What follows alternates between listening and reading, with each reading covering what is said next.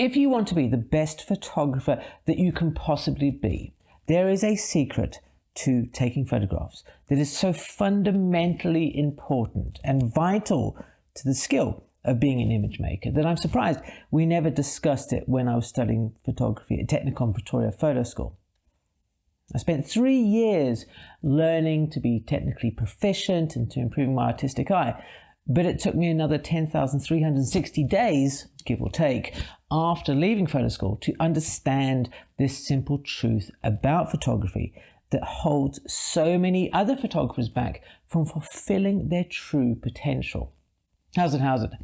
This video today is so important to you and your growth as a photographer that I'm not going to bombard you with loads of images and try and distract you and keep resetting your mind and all those sort of things that YouTube suggests that we do to keep you watching, but I'm going to talk directly to you because the message today is going to fundamentally change the way that you think and approach your photography. Think back to when you first picked up a camera. Now, in my case, it was a little Spider-Man plastic thing. And I remember the excitement of loading the film, taking the images and then going back and having that long, agonizing wait to get the prints back from the chemist.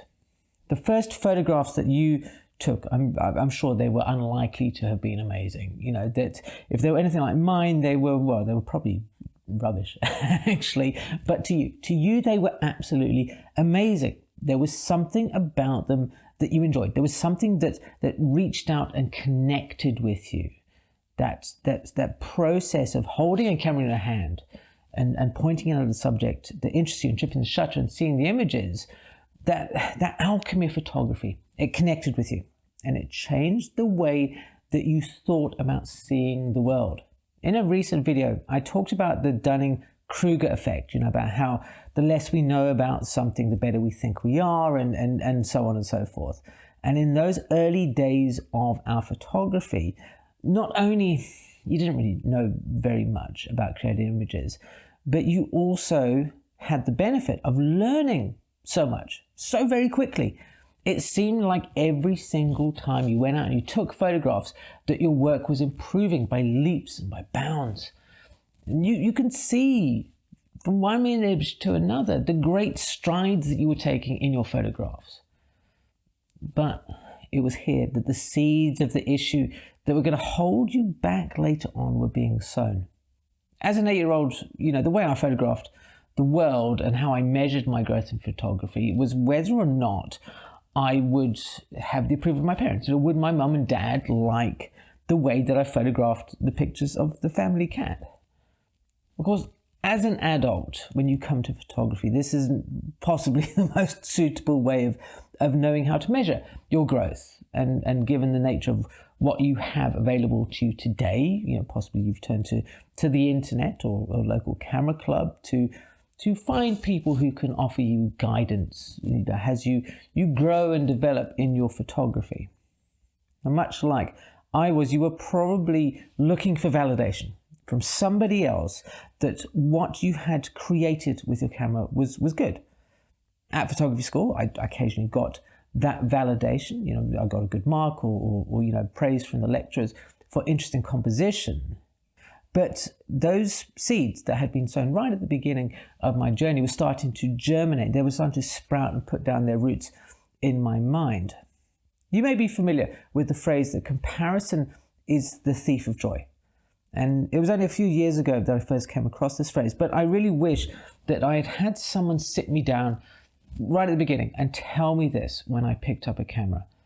When I first started taking those photographs seriously with intent, with an idea to being proficient at the craft and in my case, wanting to make money from it. Now, you possibly started taking photographs at a different time to me and a different time to that person over there and to that person there. This is the thing. All of us are in different places in our own creative journeys. In my own case, what I tended to do was look at the work of other of great photographers from history, from contemporary photographers whose work I enjoyed, and as I became a bit older, photographers whose images were displayed on the walls in places like the National Gallery, who were, to my surprise, younger than me. I was getting antsy and angry about these things. It was actually holding me back from developing my own photography because I was focused more on why other people were doing better than I was and not so much on my own growth.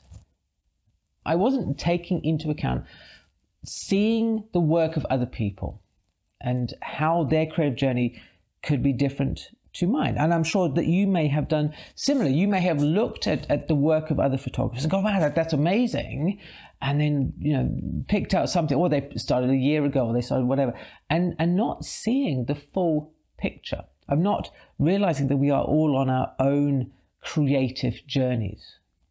And the next time you feel down about looking at somebody's images, they make you feel like you're not fulfilling your own potential, or that your photos they're not clicking or what have you, then have you ever stopped to possibly consider that you are comparing maybe your beginning or your middle with somebody else's end?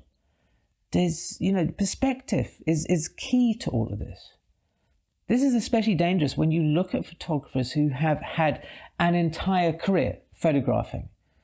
It's like if you take, if you look on Facebook and if you spend 10 minutes there, it seems like everybody but you is having an amazing time because that's all you see on Facebook. You see these people's highlights, one after the other.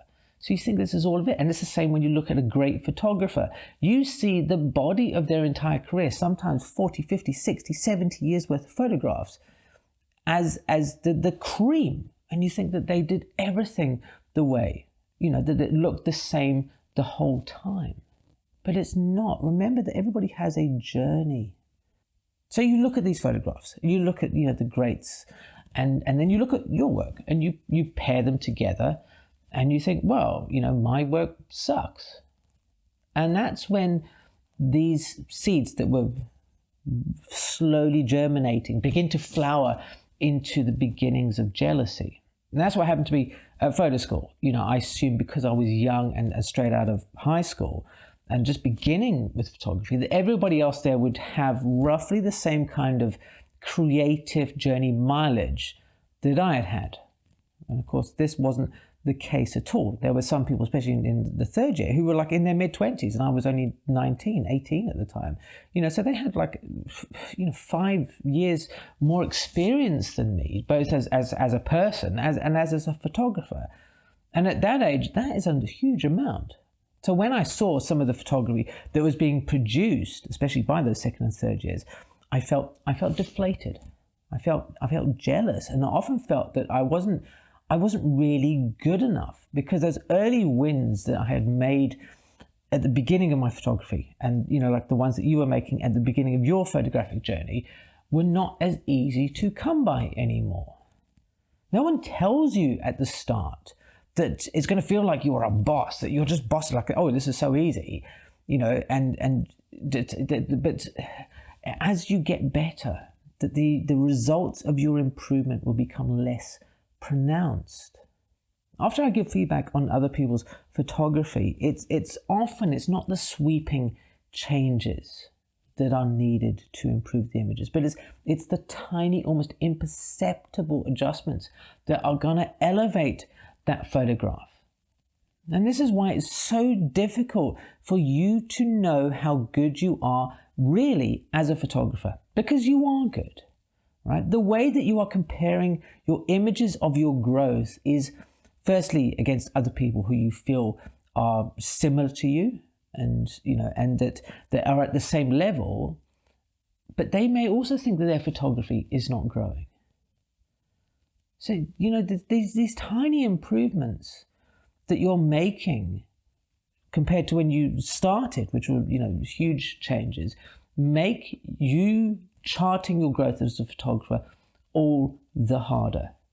Never better was this illustrated than one day when I was in the darkroom at a photo school, and something just triggered, and I was feeling really down on my work. And I said to one of the lecturers, I said, look, they said, look, what's wrong, man? And I said, look, I don't think I'm good enough to be here. I think that I am the worst photographer here because I wasn't seeing any improvement in my photography because I expected to see those giant leaps that we have all made initially.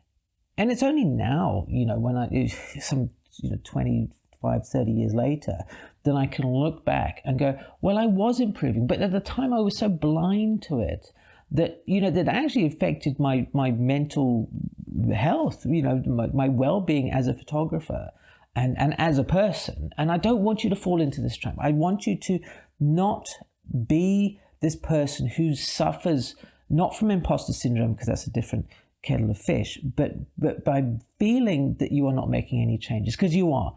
I want you to think back to a photograph that you took 10 years ago.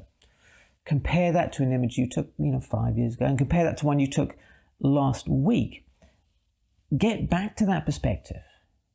I'd like you to keep in mind that, photography is not a race. It is not something that you win. You cannot win photography. This idea of being the best was something that consumed me. And I think it consumes a lot of people in the modern world as well when they talk about photography, because there is the facility to have a visual representation of how much people approve your image, by likes and things. And it gives us a false sense of what our photography is about. That somehow if we get to a certain point, that we will be struck with a beam of light and anointed as the world's greatest photographer. And of course that's completely ridiculous, because, well, firstly, there is no one single greatest photographer. And that, quite frankly, certainly in my own respect, I am keenly aware that I'm not as talented as some photographers whom I deeply respect and admire. And I'm not talking about great photographers of the past, I'm talking about current photographers who I know that nobody else has ever heard of. So you need to stop and you need to think about where you are. Because this is an important thing for you to hear right now. So leaning close, right, is to some people. And you may know them and you may not, but you are to some people the best photographer that they know. Even if user 789B says in your photography group on Facebook that your images are just rubbish and they would have done something so much different, it doesn't matter, because I guarantee there is someone somewhere who thinks your photography is amazeballs, as people want to say.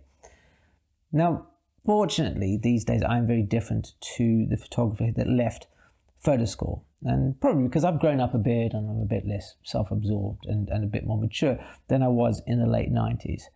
And that's why I feel this is such an important video, is because my deepest wish for you as a photographer is to help you to stop comparing yourself in a negative way to other photographers.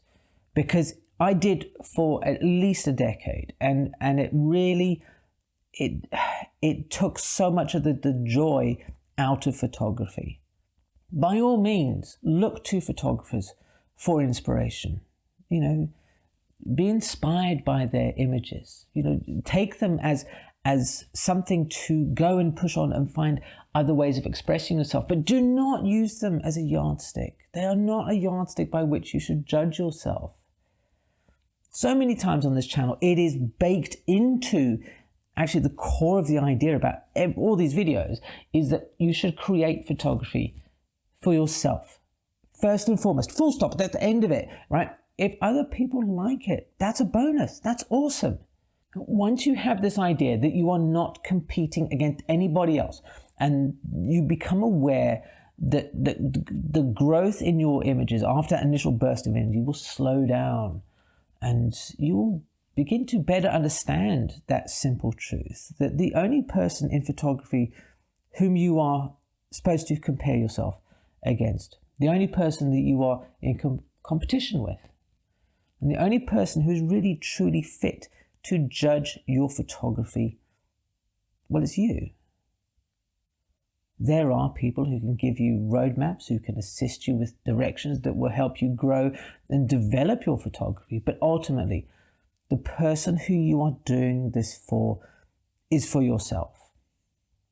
If you are looking for a bit of guidance, or if you want to talk about your photography, then I do have mentoring sessions available, which you are welcome to have a look at more information. I will drop the link in the description box below. But take this from this video that Shakespeare said, "To thine own self be true." I think it was Shakespeare. If it's not, then I look like a fool, right? But I want you just to create photographs for yourself. Comparison is that thief of joy, and don't let it suck the joy from your photography. To show you that it is not just the amateur photographer who struggles with these ideas of acceptance in photography, I would highly recommend that you check out the story of Bob Carlos Clark here. Fantastic photographer who I'm very fond of, and I know that you will enjoy watching. Thank you ever so much for being here, and I'll see you again soon.